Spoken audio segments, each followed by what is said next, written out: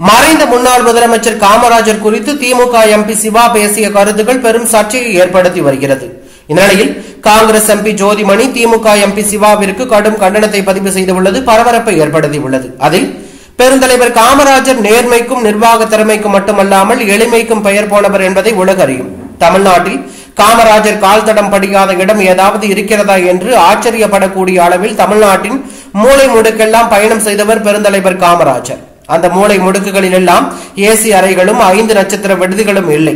ஒரு முதலமைச்சராக அரசினர் விடுதியில் தங்கி வெப்பம் அதிகமாக இருந்தால் மரத்தடியில் கட்டிலை போட்டு உறங்கியவர் காமராஜர்.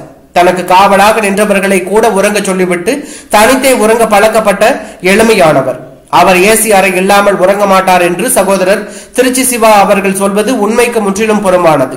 எமது தலைவர் காமராஜருக்கு எதிராக கடந்த காலத்தில் அரசியல் காழ்ப்புணர்ச்சியோடு பரப்பப்பட்ட கட்டுக்கதைகளின் தொடர்ச்சியாகவே இதை பார்க்க வேண்டியுள்ளது.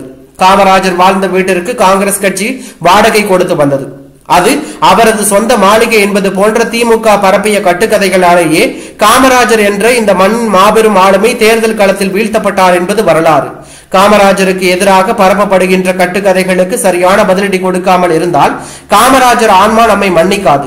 அவரின் பெயராலேயே காங்கிரஸ் கட்சி தமிழ் மண்ணில் இன்றளவும் அரசியல் களத்தில் நிற்கிறது என்பதை ஒவ்வொரு காங்கிரஸ் தொண்டனும் நினைவில் கொள்ள வேண்டும் என்று தெரிவித்துள்ளார். இதேபோல காங்கிரஸ் தலைவர்கள் திருச்சி வேலுசாமி, செல்வ பெருந்தகை உள்ளிட்டவர்களும் கண்டனம் தெரிவித்துள்ளது பரபரப்பை ஏற்படுத்தி உள்ளது.